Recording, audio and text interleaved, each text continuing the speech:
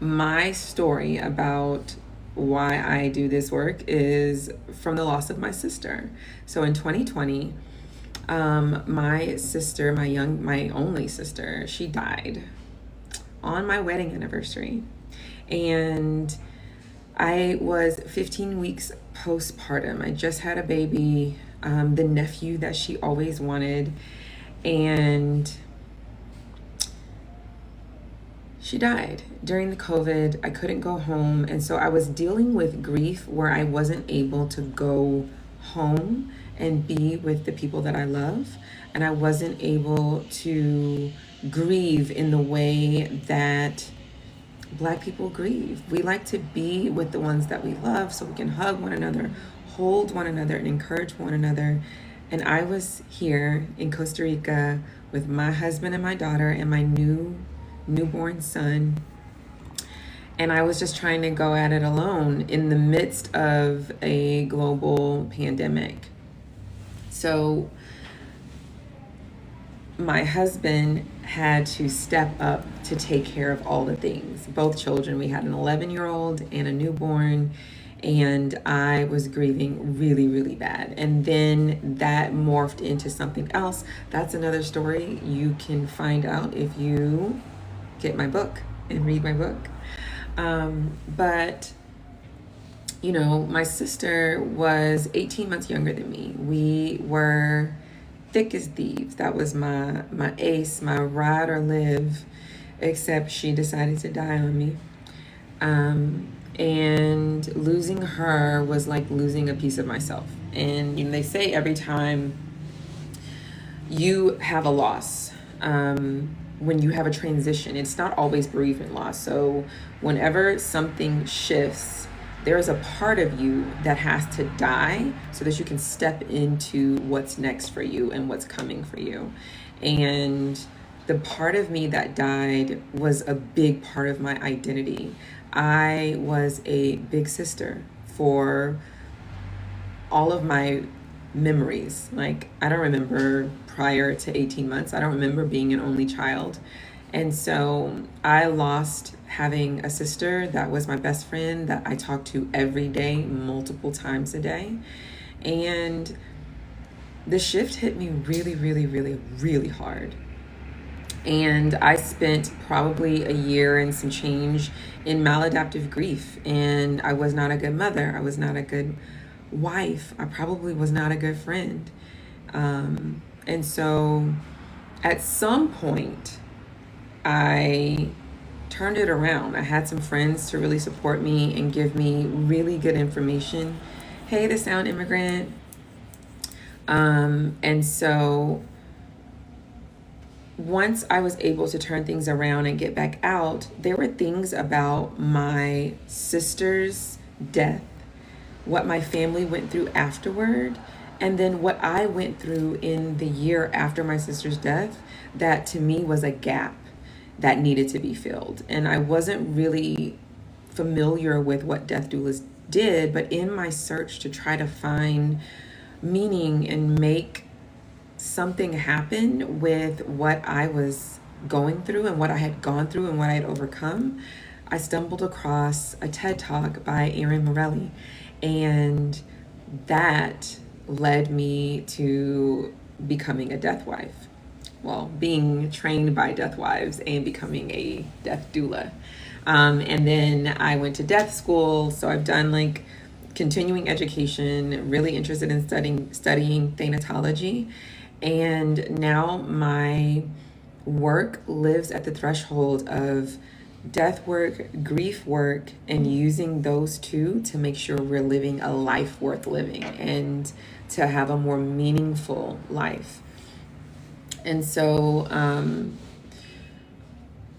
when my sister passed, the one thing about her actual death that really threw me into this work was that she died by herself.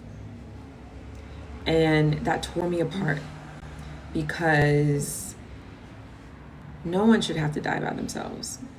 And I feel like every person that I get to guide to the end, it's like some small redemption for what my sister didn't get to experience. She died suddenly, and it was a bilateral pulmonary embolism, which, if you know anything about that, it's basically blood clots in the lungs. And she went quickly, supposedly, but I don't know because I wasn't there. And so my death work as an 11th hour death doula is to ensure that no one has to die alone. You may not have family, friends, you may not have family or anything. And so I wanted to be in a position so that I could offer this solace to people who didn't have anybody, somebody to just hold their hand and let them know that it's okay. And then as I did more death work, I realized, wait, we got death all wrong in the West, right? And it's really my interest in thanatology that helped me understand that we got it all wrong in death. And so now my mission as a death doula is to demystify death, to help people realize this is a sacred rite of passage, and to educate people so that they have less fear at the end, both the person that's dying and the family, and just to really make people comfortable with this sacred rite of passage. And so the other thing was just the grieving afterward. It would have really been helpful for me to have someone to guide me through that, or someone that I could talk to that wouldn't tell me things like, this was God's plan, or, you know, she's in a better place, and haven't you been grieving long enough? It's been 6 months, those kinds of things.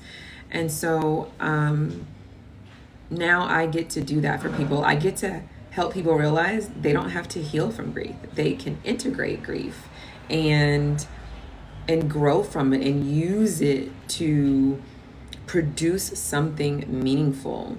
Our grief is just part of the tapestry of our individual journeys, and sometimes collective journeys, because we do experience collective grief. And so that is my why, and it is a very strong why. I will never in life forget my baby sister, and I will never in life be able to redo her death and give her the death that I think that she deserved. But I really try to put a dent in it every time I sit with someone or guide someone through grief.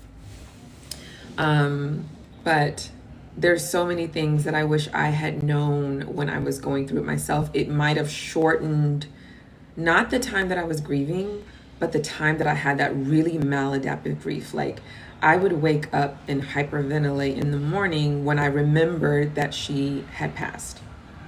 And part of the reason that I didn't remember, right, is because I never got to see her. The last time I saw her, she was alive and well. I refused to look at her body once she had passed. I was given the option and I said no, I didn't want to remember her like that. But now on the other side of it, I realized that would have been instrumental in my grief journey, in growing from losing her. So that's my story. Thank you guys so much for listening. Now, as I'm telling this story, I want to know, well, there was two questions. So question number one was from Sean. What's the biggest misconception people have when they first hear death doula? People, actually, you know what? I don't have a whole lot of misconceptions. People just don't know. They're like, wait, what is that? And when I explain it, 99% of people are like, oh my gosh, that's really so important. And like, or they like, I could never do that. And so I think it's really great. I love to tell people what I do and take in their reaction. I've had a few people think that death doula has something to do with being a witch, or like that I hang out in cemeteries and I'm doing weird stuff with dead people, but it's none of that. The truth is, the history of death doulaship is rooted in indigenous practices and community practices. So a death doula is a heart-centered community position that is traditionally, or was traditionally, filled by women in the community, elder women in the community. And so some of us who grew up in the Black South, or even other parts of the country, you may remember being small and there being a death, and how the ladies, the mothers in the church, would gather to cook food for the bereaved, or to go to their house and make sure they're okay. I don't recall any home funerals when I was a child, but I know that that's a thing in Costa Rica, especially when I lived in the rural community. There were lots of wakes that happened in the home, and then they were buried very, very shortly after they passed. Thank you for that question, Sean. The next question was, how do you help someone who isn't comfortable talking about death overcome that fear or discomfort? That's a great question. I think I would try first to find the root cause of the discomfort. What is it that makes them uncomfortable? And many times people can articulate this. It is they are scared, they've had a bad experience, either as a child or as an adult, or there's just generally a lack of education. And so I start by asking thoughtful questions and then moving from there to educating just within a conversation. I never try to push someone further than what their comfort level is. But over time, and this does take time, this isn't something that I can do in like 1 or 2 meetings, right?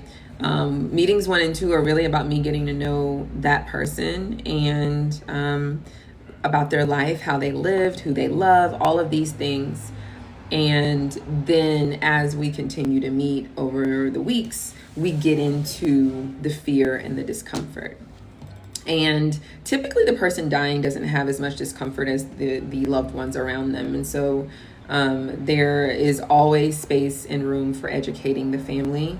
And I highly recommend it. And I don't do one-on-one with the family. Like anyone that's going to be a part of the decedent's death care team, I will do like a 1-hour class with them, educating them on what the labor of death looks like, what happens afterward, all of the ways that I can assist, what's completely normal, and really trying to reduce them panicking. But that's a great question. Thank you so much, Amber. Are there any more questions from the chat? If not, I can want you to think about a couple of questions. So this is what brought me to death work, but I want to know what brought you to this room with me being a death doula, and what losses are you carrying that are named or unnamed? And you don't have to share it in the chat. Sometimes just knowing why you're here for you is really, really good. And please continue to come, because we're going to dive deep into this and some myths and just really normalizing death over the next, we have 28 days left. I got another comment. I lost my oldest son in 2023. How do you support someone grieving the loss of a child? The loss of a child is different. I don't have the experiential knowledge of losing a child, but I've worked with lots of people that have lost their children. More specifically, most of my experiences with people who have lost their children to gun violence. And I honestly treat it the same way I treat any other loss. I just don't get to come from a place of empathy. I can come from sympathy. I can I don't know what it feels like to lose a child. And I really would encourage someone, you, Sean, to don't shy away from speaking about your son and remembering the things that made him him. A lot of times they'll want to kind of separate themselves from anything that reminds them of the loss, whether that be a person or an identity or whatever it is. And that separation actually creates more trauma, which doesn't seem like it makes sense. But if you're not dealing with your grief directly and head on, and you're just avoiding it, it's gonna come back at some point. There will always be something that reminds you of them, or you'll run into somebody. The first year after Erin passed, the hardest thing for me was when people found out. So we did the whole notify on social media thing. I called all of her friends that I could get in touch with, but it never failed that, after like 6 months, every month or so, people would come in my DMs and be like, oh my God, Kima, I just heard about Erin. And they're asking all these questions. And at the time, I was not facing my grief head on, right? And so it would piss me off. Like, I would be enraged. So I blocked people. I was just like, they were asking me really personal questions. And I realized that wasn't going to change. And even though she was my sister, a lot of people loved her. And when they were finding out about her death, it was hard for them, especially because they realized that they missed all of the celebrations. They missed everything. People go off social media and come back. And so after that it was like as long as like 3 years. 3 years later, somebody was like, oh my God, what happened to Erin? And that's the thing that is tough. And that would be the hard thing to deal with if you don't deal with your own grief head on. And so that could look different for everybody. I really encourage people to keep pictures out, set up an altar, and figure out what your grief rituals are. How do you deal with the whole? And where does all of that energy go? Where do you put all that love now? And I hope that answers your question, Sean. What are legacy projects and why do you recommend them? Legacy projects, oh man, that's a huge topic. And we'll spend a whole day going over legacy projects, ones that I've seen, ones that I want to do, and why they are so important. I really could dedicate like a whole hour to that. But legacy projects is the emotional or ethical legacy, your ethical will, if you will.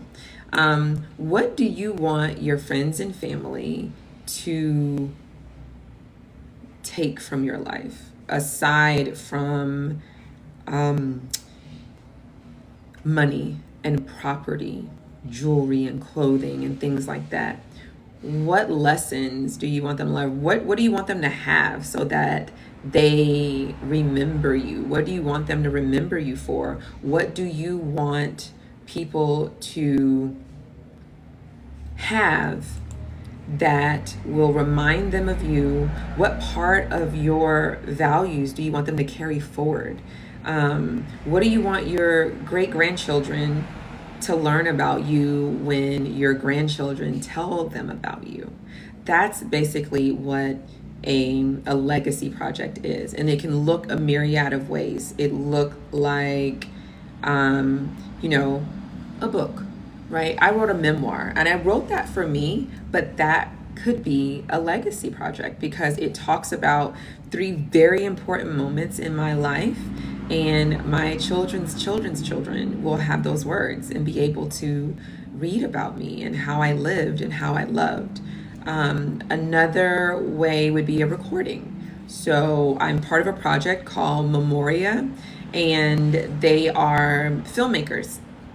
And we put together questions, and they go to your house. So we did this for my grandmother. My grandmother's still living, and we went and interviewed her for 2 days, just asking her about her life and what she loved about us, what she wanted us to remember, and all of these things. And the video will be edited and delivered to us. She'll get to see it prayerfully before she passes. She's not sick or anything, but she'll be 88 this year, God willing, and the creek don't rise. And she'll get to see this thing, and maybe she never imagined that she would be on camera in this way. And so we have a beautiful legacy project for my grandmother, who is the matriarch of the family. And so I partner with Memoria and offer that for all of my clients. If they want to, if they can afford it, because it's a really beautiful thing to have. Words are great, but seeing someone and hearing their voice and seeing their mannerisms is something completely different. I think there was another question, but yeah, I will, since seems to be a hot topic, I will cover legacy projects tomorrow, because there's some really, really cool ones. Y'all might not like this, but for me, I want, and I've already designed it, but I want at my memorial or my whatever y'all throw for me, I want everyone to get a little mini Ouija board with my name on it, and at the top it'll say, please keep in touch. And that's a legacy project, right? No, you may not use it, but there might be some people who do. And it's also funny, and it's also me. And so that's one of my legacy projects. I imagine that I will have many, since I'm asking everyone else to do them. For the elderly in our families, I think the other thing that's really, really good to do, especially if they get sick, or even if they're not sick, if they're just older, is a living wake. So we can dive into living wakes on one of these calls as well, because people hear about death and they immediately want to go to the loss and the pain and the missing and just the horrible parts of it.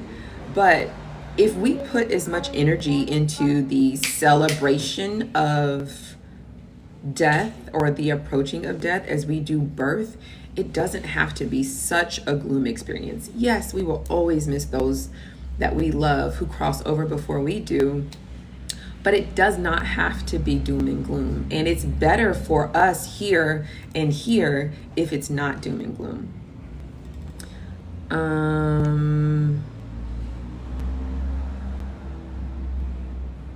Yes, Memoria is very, very, very special. I can't wait until we can share that with the world.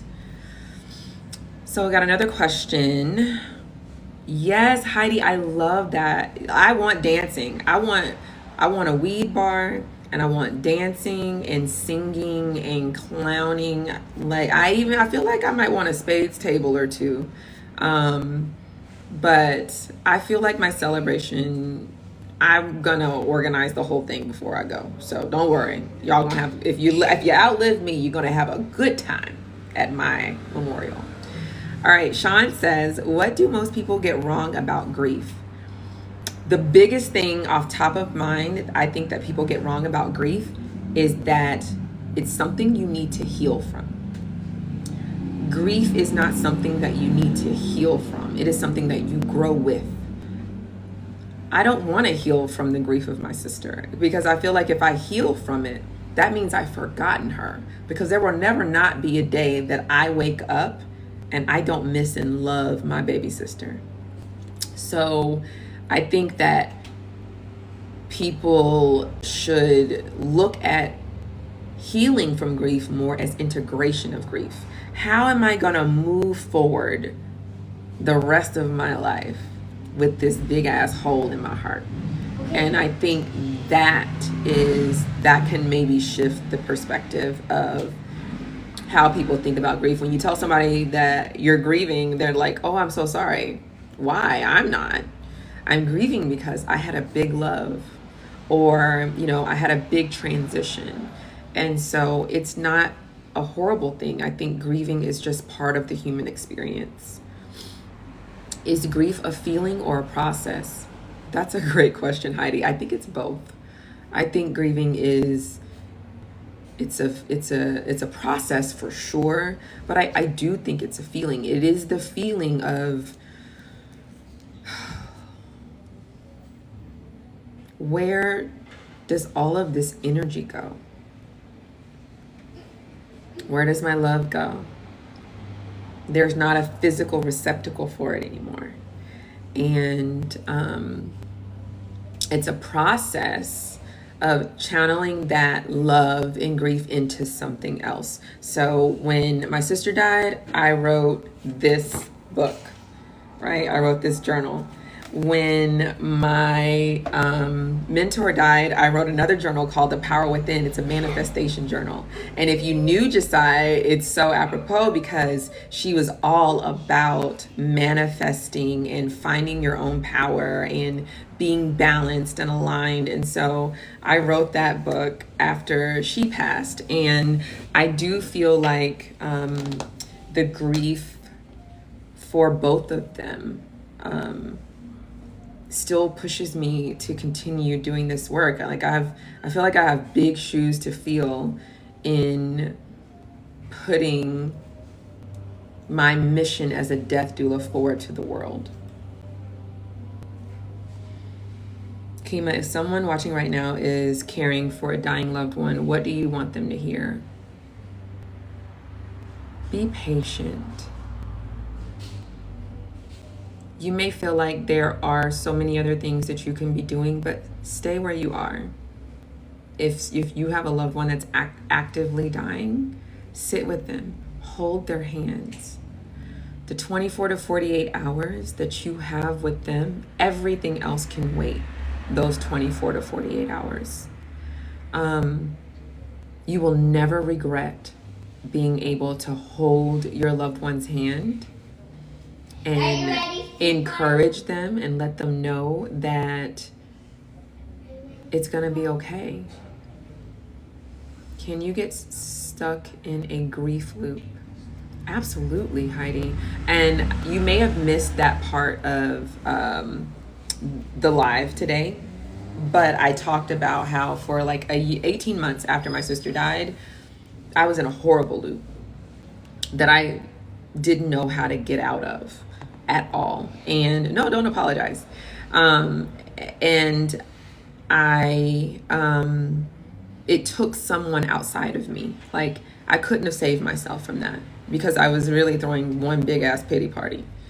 And so it took someone that loved me to tell me lovingly but firmly, girl, go sit your ass down in that grass and don't move for 30 minutes. Because I was doing everything but sitting with my feelings. I was scrolling and watching TV and eating my feelings away.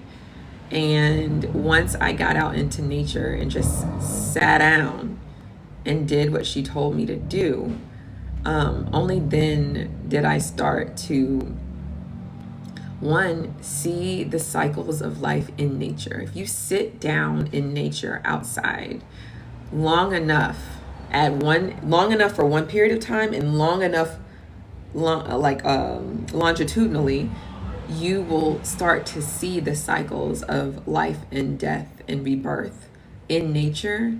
And we are a part of nature. And so how can we want to shield ourselves from one of the most important parts of nature? And I think that's why we have so much grief, is because we are disconnected. But that's also another story for another day. You guys, these are great questions. Thank you so much. One question that I get all the time is, did losing your sister make you afraid of your own death? And honestly, it was quite the contrary. Losing my sister made me want to die. I honestly believe, like, I don't think anybody's orchestrating what happens in our lives, right? Not entirely. But I just had my son, and this little innocent baby needed me because I was nursing him. If I didn't have my children, I feel like I would have just gave up. I love my husband, right? But he doesn't need me the way that those children did. And yeah, I am definitely not afraid of my own death now. I'm not ready to die, right? I feel like I have a lot of work to do in this world. But I'm not afraid of it anymore like I was before I lost my sister. What has this work taught you about living? So my own encounter with my own mortality when I had cancer and this work has taught me that, one, nothing is promised. The next hour is not promised, right? And so I should show up as my best self every second of the day if I can be present and conscious of it. And I do feel like I live a much fuller life. I appreciate things that other people may not appreciate, like it rained today, right? It rained pretty hard. And some guy came to our house a couple days ago and fixed our roof. But not only did he not fix the roof, we had 5 leaks. We got 8 now. So he's coming back tomorrow. We're going back to that same well. But finding the humor in that and just pura vida, you know what I'm saying? Like, I really feel like an old version of me would have really been upset. And I probably would have given that person a piece of my mind. And so, yeah, I think that the work has taught me that life is precious. Love hard. Love the people that you love. Show up. Do the things. Have yes days. And just really, really live. Between the living and the dying, there's a lot of things there. Yes, keep my peace in my mind. So thank you guys so much for showing up today. I feel better today. I feel excited about tomorrow because I feel like now I got something to talk about. So I will see you guys tomorrow on Instagram. Remember, we're flip-flopping. We're going to go back and forth between TikTok and Instagram to see where the party's at. Now, if I get into this thing 6 days and everybody's showing up on TikTok, because TikTok showed up a little bit better today than Instagram, then I will just move over to TikTok permanently and post clips in Instagram. But thank y'all so much and have a wonderful rest of your day. And I will see you tomorrow. Toodaloo.